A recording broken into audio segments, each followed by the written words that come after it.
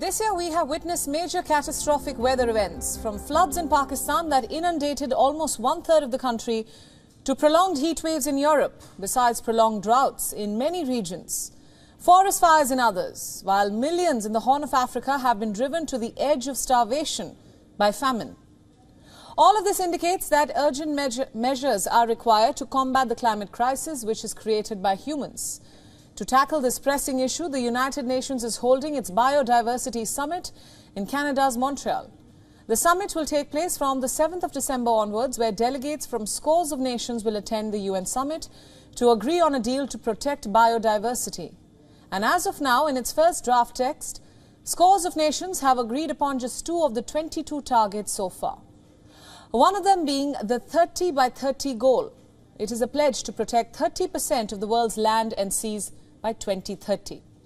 Currently, only 17% of land and 7% of oceans are protected, but some experts believe that 30% is a low aim, insisting that protecting 50% of the biodiversity would be better, but details about how it will be implemented and how indigenous rights will be included in the final text still need to be ironed out.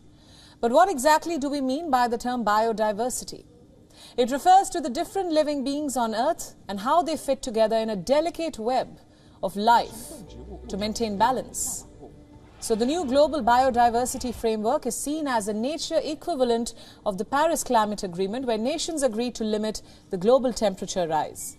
The Biodiversity Summit comes in the wake of the UN Climate Conference, which took place in Egypt, where a step in the right direction took place when scores of nations agreed to establish the Loss and Damage Fund. It was a controversial topic which will help pay for the damage which an overheating world is inflicting on poorer nations.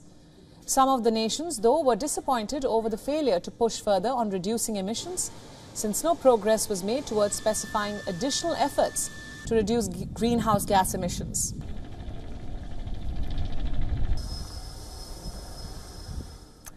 Now, for more on this, we are now being joined by Erik Solheim from Rotterdam in the Netherlands. Erik is the former UN Environment Executive Director and Under Secretary General of the United Nations. Welcome to the broadcast. Thank you so much. Erik, to those who may not understand what this summit means, tell us a little bit about the significance of this Biodiversity Summit. Biodiversity is basically nature. It's about how to protect nature. I think, as most people know, we are destroying nature by the day. We are wiping out some of the most precious ecosystems on the planet, and we are destroying many animals. Fortunately, there are also good examples of what can be done. India recently doubled the tiger population in India. China is increasing the number of giant pandas in China. And the United Kingdom have been increasing the number of beavers. And in Rwanda in Africa, the number of gorillas are rapidly increasing thanks to good conservation efforts. So we should build upon these success stories to do that for the entire planet. Right. Erik, how will this summit be any different from the COP27, which recently took place in Egypt? And will we see any concrete outcomes? I think, as in Egypt, the main focus should be on the political economy, decisions by political leaders and by big business, because that's much more significant than the talks per se. But one area which really brings climate and nature together is the conservation of rainforest. So rainforest is maybe the most important of all ecosystems when it comes to animals and nature, and is critical to fight climate change. And here there is good news. Brazil just elected President Lula, who will really fight hard to conserve the Amazon, and Indonesia just got down to zero deforestation thanks to good policies from the Indonesian government, and thanks to big business in Indonesia finding other ways to do the business and to destroy the forest.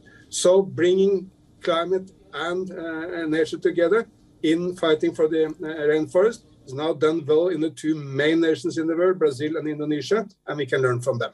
Right, Erik, just a final question there. I want to talk to you about this 30 by 30 goal. It's quite ambitious. What does this pledge entail and how will it be implemented? It's a very ambitious goal. We should try to reach it, but we also need to remember that most of the planet will not and cannot be protected. For the rest, we need sustainable use of the planet, which is how to utilize the forest or the deserts or the water resources but do it in a way which doesn't destroy the one planet we do base our life upon. Right, Eric. Thank you so much for all those inputs, and thanks for joining us on this broadcast. My pleasure. WION World is now available in your country. Download the app now and get all the news updates on the move.